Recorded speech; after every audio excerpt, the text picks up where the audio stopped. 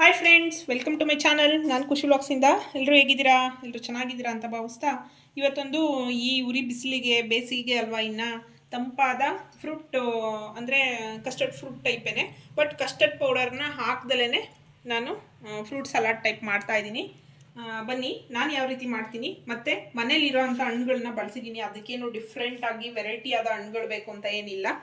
ಮನೇಲಿ ಯಾವ ಹಣ್ಣುಗಳಿರುತ್ತೋ ಆ ಹಣ್ಣುಗಳನ್ನು ಬಳಸ್ಬಿಟ್ಟು ಒಂದು ಫ್ರೂಟ್ ಸಲಾಡನ್ನು ಮಾಡಿದ್ದೀನಿ. ಬನ್ನಿ ಅದಕ್ಕೆ ಏನೇನು ರೆಸಿಪಿ ಬೇಕು ಅಂತ ತೋರಿಸ್ತೀನಿ. ನೋಡಿ, ಮೊದಲಿಗೆ ಇದು ಚಿಯಾ ಸೀಡ್ಸು ಮತ್ತು ಸಬ್ಜಾ ಸೀಡ್ಸ್ ಎರಡೂ ಒಂದು 10 ಮಿನಿಟ್ಸ್ ಮುಂಚೆನೇ ಸ್ವಲ್ಪ ನೀರು ಹಾಕ್ಬಿಟ್ಟು ಸೋಕ್ ಮಾಡಿದ್ದೀನಿ, ಅಂದರೆ ನೆನೆಯೋಕೆ ಇಟ್ಟಿದ್ದೀನಿ.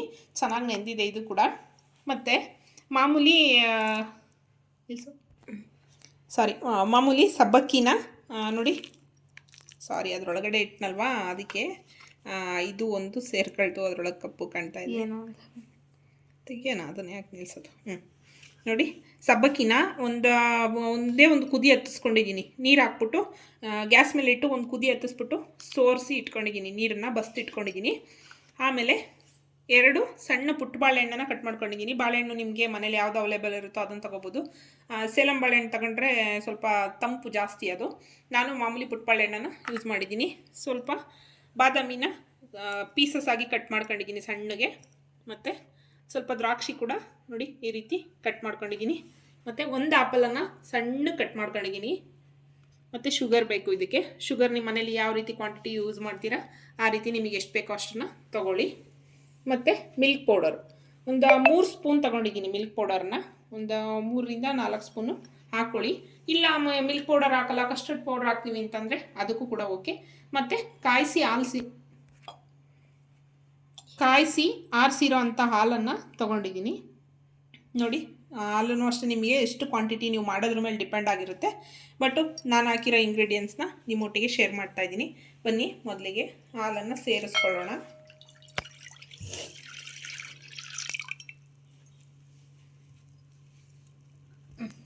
ನೋಡಿ, ಹಾಲನ್ನು ಸೇರಿಸಾದ್ಮೇಲೆ ಶುಗರ್ನ ಹಾಕ್ಕೊಳ್ತಾ ಇದ್ದೀನಿ.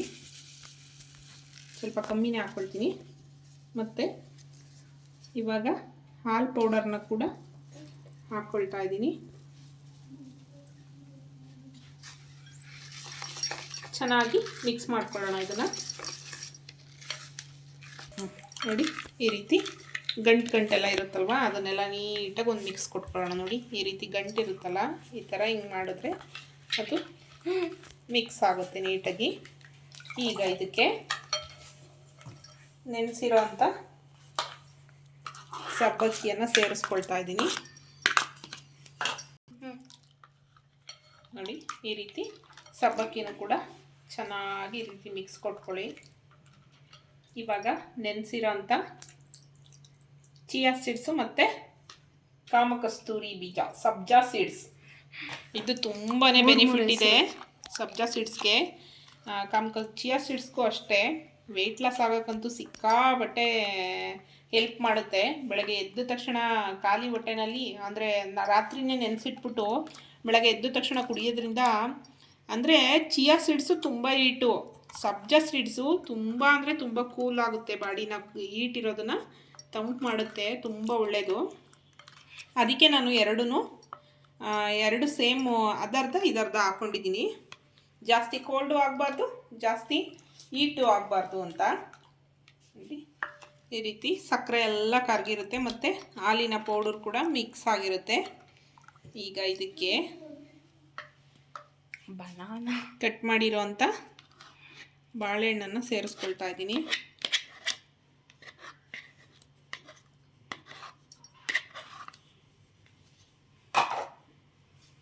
ಆಮೇಲೆ ದ್ರಾಕ್ಷಿನ ಸೇರಿಸ್ಕೊಳ್ತಾ ಇದ್ದೀನಿ.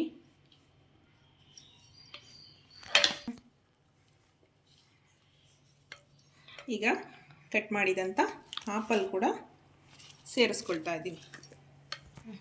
ನೋಡಿ, ಈ ರೀತಿ ಎಲ್ಲ ಕಡೆನೂ ಹೀಗೆ ಮಿಕ್ಸ್ ಕೊಟ್ಟರೆ ಇದು ಚೆನ್ನಾಗಿ ಮಿಕ್ಸ್ ಆಗುತ್ತೆ. ಇವಾಗ ನೋಡಿ, ಕಟ್ ಮಾಡಿದಂಥ ಗೋಡಂಬಿನ ಸೇರಿಸ್ಕೊಳ್ತಾ ಇದ್ದೀನಿ.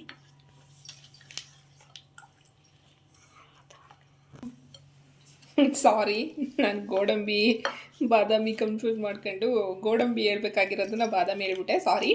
ಬಾದಾಮಿ ಕೂಡ ಕಟ್ ಮಾಡಿ ಹಾಕ್ಕೊಂಡು ಈ ರೀತಿ ಚೆನ್ನಾಗಿ ಮಿಕ್ಸ್ ಕೊಡಿ. ಇದಕ್ಕಿನ್ನೂ ದಾಳಿಂಬೆ ಹಣ್ಣು ಮತ್ತು ಬೇರೆ ಬೇರೆ ವೆರೈಟಿ ಫ್ರೂಟ್ಗಳು ನಮಗೆ ಯಾವ್ದು ಇಷ್ಟ ಆಗುತ್ತೆ ಅದನ್ನೆಲ್ಲ ಸೇರಿಸಿ, ಡ್ರ್ಯಾಗನ್ ಫ್ರೂಟು, ಕಿವಿ ಫ್ರೂಟು, ಇವೆಲ್ಲ ಆಲ್ಮೋಸ್ಟ್ ಪೈನಾಪಲ್ಲು, ಆರೆಂಜು, ಸೀಸನ್ ಫ್ರೂಟ್ಗಳನ್ನು ಹಾಕೊಂಡು ಈ ರೀತಿ ಚೆನ್ನಾಗಿ ಮಿಕ್ಸ್ ಕೊಟ್ಕೊಂಡು ಮಾಡ್ಕೊಂಡ್ರೆ ತುಂಬ ಅಂದರೆ ತುಂಬ ಚೆನ್ನಾಗಿರುತ್ತೆ. ಇದನ್ನು ನೀವು ಫ್ರಿಜ್ಜಲ್ಲಿ ಇಟ್ಕೊಂಡು ತಿಂದ್ರೂ ಓಕೆ, ಹಂಗೆ ಡೈರೆಕ್ಟ್ ಕೂಡ ತಿನ್ಬೋದು.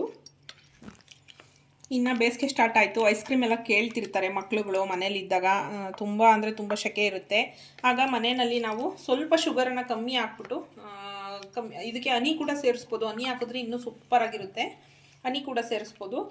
ಮಕ್ಕಳಿಗೆ ಬೆಸ್ಟ್ ಆಪ್ಷನ್ ಇದು ಮನೆಯಲ್ಲಿ ಮಾಡಿಕೊಡೋದು. ಈಗ ಐಸ್ ಕ್ರೀಮ್ಗೆಲ್ಲ ಏನೇನು ಹಾಕಿರ್ತಾರೋ ಸರಿಯಾಗಿ ಗೊತ್ತಿರಲ್ಲ, ಅದು ಪ್ಯಾಕಿಂಗ್ ಎಲ್ಲ ಹೆಂಗೆ ಬಂದಿರುತ್ತೆ. ಆದರೂ ನಾವು ಹೊರಗಡೆ ತಿನ್ನೋದು ಬಿಡಲ್ಲ. ಬಟ್ ಈ ರೀತಿ ಮನೆಯಲ್ಲಿ ಹೆಲ್ದಿ ಫುಡ್ಡನ್ನು ಮಾಡೋದ್ರಿಂದ ತುಂಬಾ ಬೆನಿಫಿಟ್ ಇದೆ. ನೋಡಿ ಈ ರೀತಿ ಬಂದಿದೆ. ತುಂಬ ಅಂದರೆ ತುಂಬ ಚೆನ್ನಾಗಿರುತ್ತೆ. ನೀವು ಕೂಡ ಒಂದು ಸಲ ಟ್ರೈ ಮಾಡಿ ನೋಡಿ. ನಿಮ್ಮ ಮನೇಲೂ ಕೂಡ ಎಲ್ಲರೂ ಇಷ್ಟಪಡ್ತಾರೆ. ನೋಡಿದ್ರಲ್ಲ ಯಾವ ರೀತಿ ಬಂದಿದೆ ಅಂತ. ವಿಡಿಯೋ ಇಷ್ಟ ಆಯಿತು ಅಂತ ಭಾವಿಸ್ತೀನಿ. ನೆಕ್ಸ್ಟ್ ವಿಡಿಯೋದಲ್ಲಿ ಸಿಗ್ತೀನಿ. ಬಾಯ್ ಎಲ್ಲರಿಗೂ.